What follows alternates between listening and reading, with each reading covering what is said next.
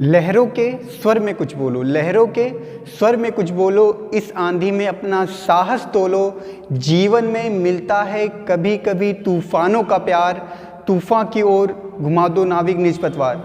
Hello दोस्तों, एक बार फिर से स्वागत है आप सभी का आपके अपने YouTube channel Jeetu math centre में।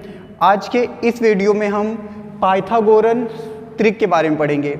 तो पाइथागोरस प्रमेय वैसे आप लोगों ने सुना भी होगा, पढ़ा भी होगा।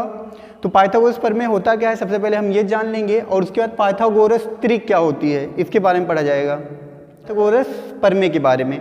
तो पाइथागोरस प्रमेय के अनुसार किसी समकोण त्रिभुज, कैसा त्रिभुज होना चाहिए, समकोण त्रिभुज यानी राइट ट्रायंगल होना चाहिए। तो किसी भी समकोण त्रिभुज की जो बड़ी भुजा होगी उस बड़ी भुजा का वर्ग शेष दोनों भुजाओं के वर्ग के योग के बराबर होती है। ठीक है, किसी भी समकोण त्रिभुज की बड़ी भुजा का वर्ग शेष दोनों भुजाओं के वर्ग के योग के बराबर होती है। तो इसके लिए यहाँ पर एक हम समकोण त्रिभुज ले लेते हैं ABC। इसमें B जो है ये हमारा समकोण है और बाकी शेष दोनों कोण क्या होंगे, न्यून कोण होंगे। ठीक है, तो इसमें समकोण के सामने वाली जो भुजा होती है, जो इसकी सबसे बड़ी भुजा मानी जाती है, वो होता है हमारा कर्ण।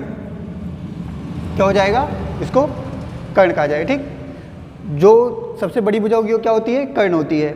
और इसके बाद ये कोण जिस आधार पे बनता है उसको कहा जाता है आधार, इसका बेस हो जाएगा।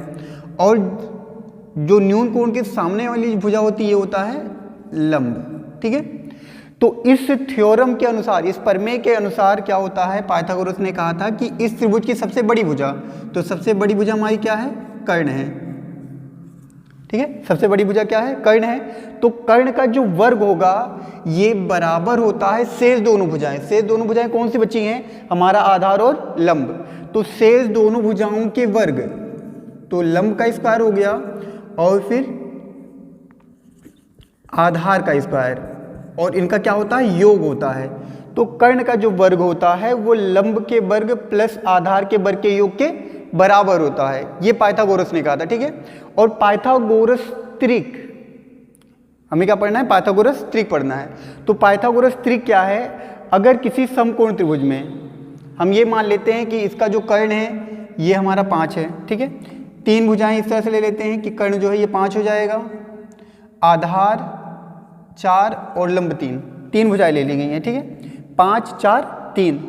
तो इनमें अगर हम बड़ी भुजा का वर्ग करते हैं, बड़ी भुजा कितनी हमारी 5 है ना, तो 5 का अगर हम वर्ग करते हैं तो ये जो है इन दोनों छोटी भुजाओं के वर्ग के योग के बराबर आना चाहिए। तो हम देख लेते हैं कि ये बराबर होते हैं या नहीं। तो 5 का स्क्वायर कितना होता है, 25, फिर बराबर हो जाएगा 4 का स्क्वायर 16 प्लस 3 का स्क्वायर 9। ठीक है, इनको अगर हम जोड़ें इस तरफ तो ये 25 बराबर हो जाएगा 25, यानी बड़ी भुजा का जो हमें स्क्वायर मिल रहा है वो शेष दोनों छोटी भुजाओं के स्क्वायर के योग के बराबर है। तो जिन तीन भुजाओं के लिए या जिन तीन मानों के लिए ये संबंध हमारा सत्यापित होगा वो पाइथागोरन त्रिक होते हैं, और जहाँ पर ये संबंध सत्यापित नहीं होता है वहाँ पे पाइथागोरन त्रिक नहीं होते हैं। ठीक है, इसी तरह से हम अन्य उदाहरण ले लेते हैं। जैसे कि मान लो में दे दिया गया है 5 12 13। ठीक है, तो इसमें सबसे बड़ी भुजा कितनी है, 13 है। 13 का हम स्क्वायर कर लेते हैं, फिर ये बराबर हो जाएगा, अन्य भुजाएं कितनी हैं, छोटी भुजा 5 का स्क्वायर हो गया प्लस 12 का स्क्वायर। अब देखते हैं कि ये बराबर है या नहीं। अगर इस बड़ी भुजा का वर्ग इन दोनों छोटी भुजाओं के वर्ग के योग के बराबर मिलता है तो इसका मतलब ये क्या होगा, ये हमारी पाइथागोरन त्रिक है। और अगर बराबर नहीं मिलता है तो ये पाइथागोरन त्रिक नहीं होगी। तो देखते हैं हम, 13 का स्क्वायर कितना होता है, 169, फिर ये बराबर हो जाएगा 5 का स्क्वायर कितना, 25 प्लस 12 का स्क्वायर 144। और अगर हम 25 में 44 जोड़ते हैं तो हमें कितना मिल जाएगा, 169। इसका मतलब ये क्या है, बराबर, यानी बड़ी भुजा का जो वर्ग है वो छोटी भुजा के वर्ग के बराबर है। इसका मतलब ये क्या करते हैं, पाइथागोरन त्रिक का अनुसरण करते हैं, यानी ये पाइथागोरन त्रिक है। त्रिक का मतलब क्या होता है, 3। ठीक है, त्रिक मतलब 3 होता है। और कैसे 3 होने चाहिए, 3 मान चाहिए जो पाइथागोरस प्रमेय का अनुसरण करें, तो वो जो है पाइथागोरन त्रिक कहलाता है। ठीक, इसी तरह एग्जाम में आप सभी को कुछ 3 मान दे दिए जाएंगे, 3 भुजाओं का युग्म दे दिया जाएगा और उसमें से हमें पहचानना होगा कि कौन सी पाइथागोरन त्रिक है या नहीं है। तो इसके लिए क्या करेंगे, उनमें जो सबसे बड़ी भुजा होगी, जैसे यहाँ पे किया गया था, सबसे बड़ी भुजा कितनी है, 5 है, सबसे बड़ी भुजा का वर्ग कर लेना है और उसके बाद जो शेष दोनों भुजाएं बचेंगी, बचा क्या, 4 और 3, तो जो शेष दोनों भुजाएं बचेंगी हम उनका भी वर्ग करेंगे और उनको जोड़ेंगे और लास्ट में देखेंगे कि दोनों मान बराबर मिल रहे हैं या नहीं। अगर दोनों मान बराबर मिलेंगे तो वो पाइथागोरन त्रिक का अनुसरण करता है, पालन करता है, और अगर नहीं मिलेंगे तो पाइथागोरन त्रिक नहीं है। चलिए दोस्तों, अब हम कुछ और पाइथागोरन त्रिक के उदाहरण देख लेते हैं। मान लीजिए जिससे पहला जो हम उदाहरण लिए थे वो कितना था, 3, 4, 5, ये था हमारा।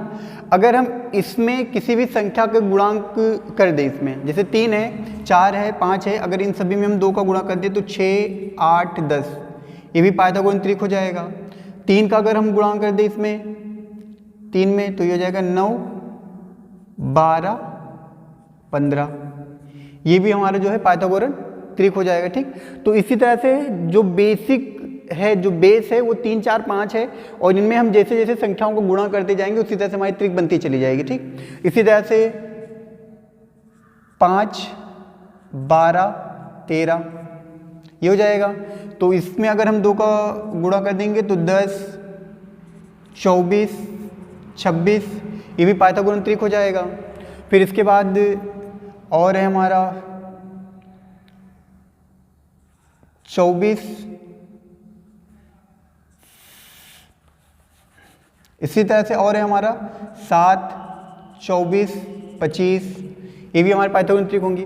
तो इसी तरह से कई सारी संख्याएं हैं जो पाइथागोरन त्रिक का अनुसरण करते हैं। बस हमें कैसे ये ज्ञात होगा कि ये पाइथागोरन त्रिक है या नहीं है, तो इसके लिए जो हमारे पाइथागोरस प्रमेय थी कि कर्ण का जो वर्ग होता है यानी जो बड़ी भुजा का वर्ग होता है वो शेष अन्य दोनों भुजाएं यानी लंब और आधार इनके वर्गों के योग के बराबर होता है।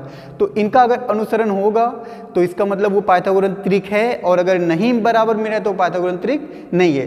बस आप इसी तरह से अगर क्वेश्चन एग्जाम में आ रहा है या अगर आपसे कहीं भी कोई भी पूछ रहा है तो आप इसको सॉल्व कर सकते हैं। ठीक है, तो सब्सक्राइब जरूर करें, लाइक करें, कमेंट्स करें। फिर मिलते हैं नए ट्रिक के साथ नए वीडियो में, तब तक के लिए जय हिंद।